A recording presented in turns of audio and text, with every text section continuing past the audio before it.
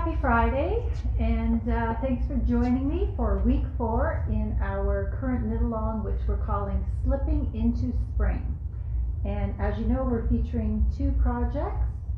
One of them is the gorgeous shawl on my left, and it is designed by Lisa Hans. I'll put the link down below for her Ravelry page. She has some stunning designs. She features a lot of slip stitch or mosaic knitting, which is why we're calling it Slipping into Spring Knit-along. So this is a wedge-shaped shawl working with 2 colors, contrast and main, in the beautiful Alma, which is hand-dyed by a women's co-op, and it is superwash merino in a very fine twist. So there is a slight halo to it. It's very soft. It feels like kitten fur, and it is non-allergenic. So we've had so many different combinations of colors, and I'll post some more pictures in the event page today of finished shawls. Hope you're getting a lot of rows done on yours. So this is worked on 3.5mm needles, and it features an I-cord edge on the left side, garter stitch edge on the right, and it's just a really nice playful zigzag motif that goes along one side and relaxing garter stitch for the rest of the shawl. And then the second project featured partially finished. I planned to finish it for today, but you know, life happens. This is called the Arrow Sweater, and it's the same designer, Lisa Hans, and it is featuring top-down construction, short row shaping, and slip stitch mosaic work across the yoke on the back and the front.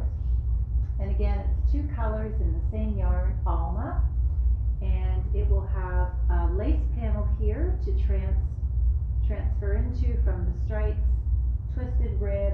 There's going to be an I-cord border in the hot pink, hopefully this weekend, and the sleeves are picked up and knit down.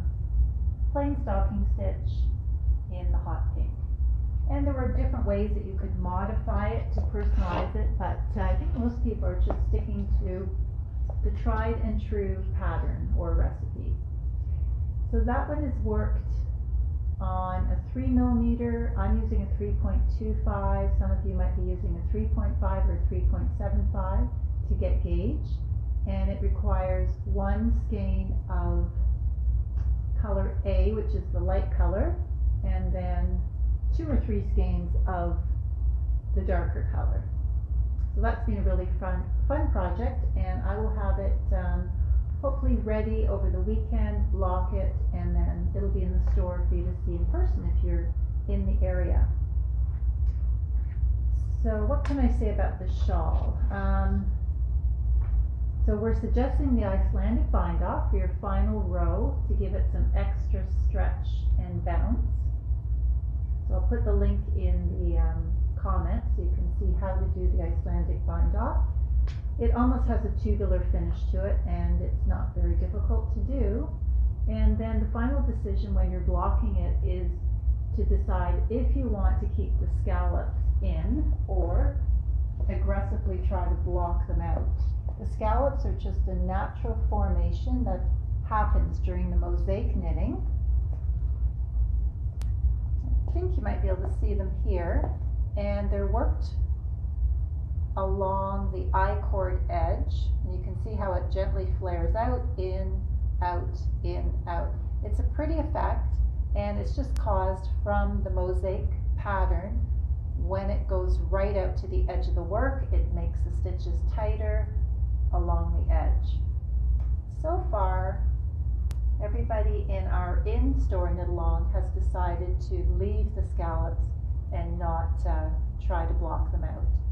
So for blocking, we're just suggesting you soak the shawl for about 20-30 minutes in your favorite wool wash. We do prefer KAL because it's a Canadian product. And then squeeze out the suds, no rinsing required. And try to pin out your shawl on a blocking mat. If you don't have enough room for the full size of the shawl, you can fold it in half or in quarters and use your blocking pins at the 3 tips and then ease your way from tip to tip and add more pins as you go. It'll dry very quickly. There's not much weight to this shawl at all. You'll be really pleasantly surprised. It'll dry overnight and you'll be able to wear it the next day.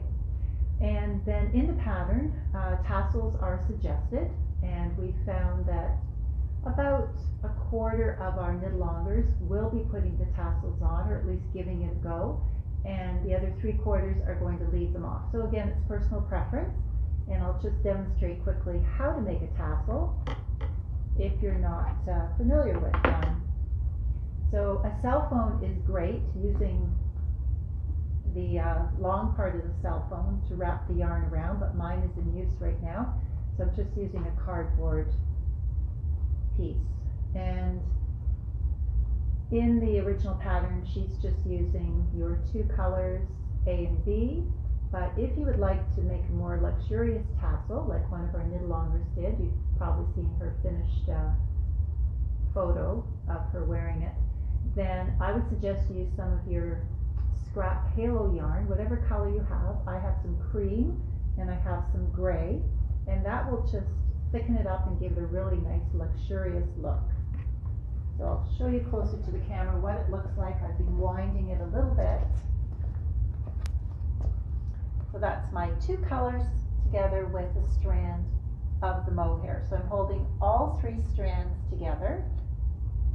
You can even add in another strand of mohair if you like, or if you have a sparkle yarn or something with a bit of texture, because tassels look nice when there is a combination of texture involved. So what I'm going to do is wind it around the card.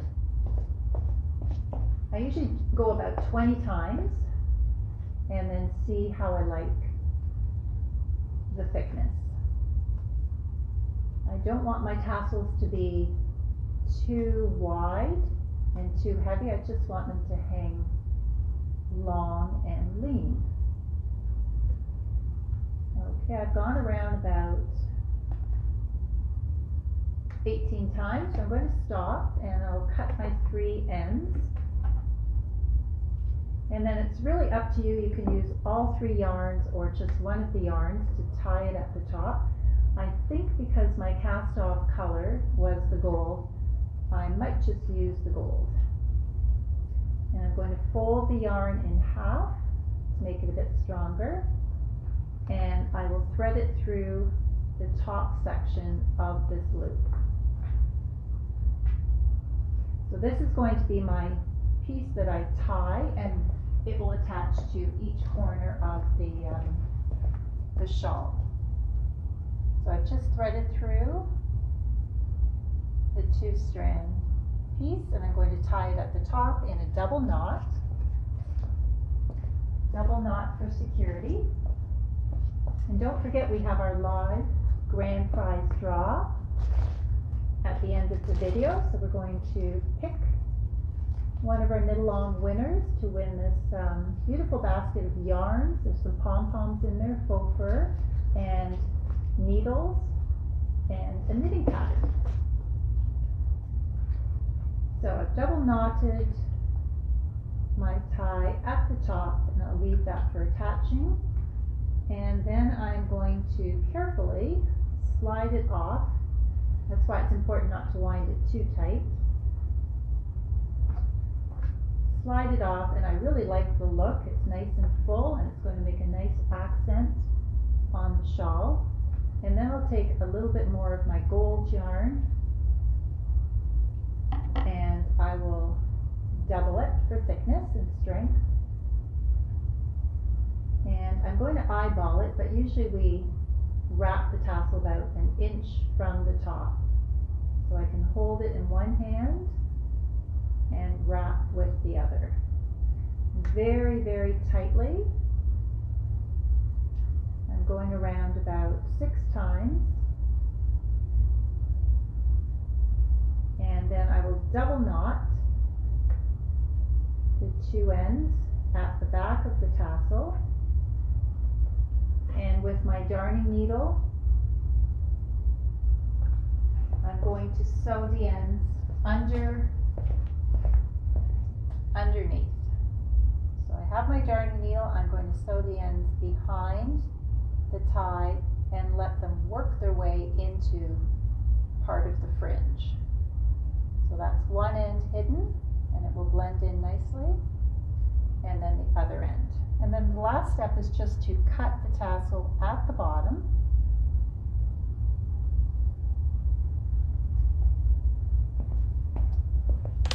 And some of you may like to straighten out your ends by holding the tassel over top of a kettle. So just holding it above the steam as the kettle comes to a boil will fluff up the ends, and then you can go back to trimming the ends a bit more. Right now they look quite uneven and I don't have a kettle with me, so voila, that will be tassel number 1. Always take note of how many times you've wound your yarn, because you want your second tassel to match, not be thinner or thicker. And I think that will look quite nice, just to give it a bit of weight and balance on the end of the shawl. So moving on to project number 2, the arrow sweater. The only thing I should remind you about is if you were making a longer armhole and you found that her schematics were giving you a sleeve that was too tight at the top for the width of your arm, like I did, I've added about a ½ inch on the back and the front, so 1 inch overall. That means I did have to pick up more stitches for the sleeve opening. So you can see here, the sleeve opening measures, for the small size, it measures about 7 inches, so 14 all the way around. So I have picked up enough stitches to equal the next size in the pattern. So the body of the sweater is still the small, the length is the same as the schematics, but the number of stitches I picked up will be moving me up to the medium size. And I will decrease as the pattern states and just have a wider cuff when I transition into the ribbing. So that's all I have to remember to mention there, and this will have to be blocked and then it'll have a nice smooth appearance. I'll bring that up closer to the camera so you can see the lace work. It turned out quite pretty. Has anyone made it to their lace work section yet?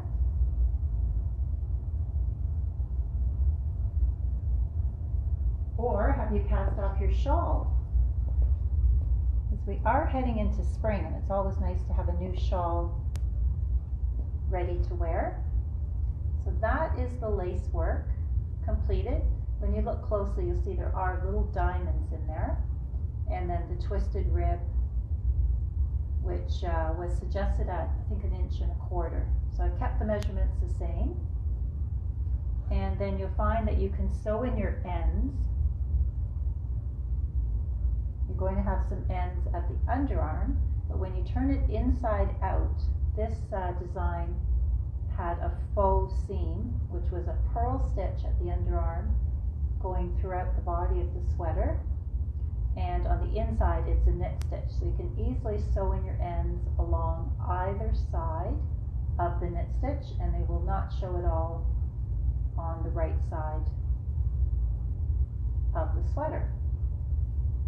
So if you're wondering what I'll be doing this weekend, it is sewing in ends and finishing 2 sleeves, and then the final neckband.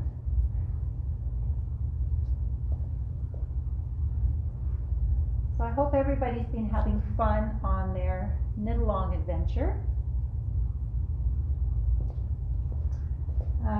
Now we will get to the final draw. So we've got our bucket over here, and this is including the ballots from all the knit-along sign-ups, the original sign-ups, and then the lucky extra ballots that were won each week in our trivia incentive draw. Okay.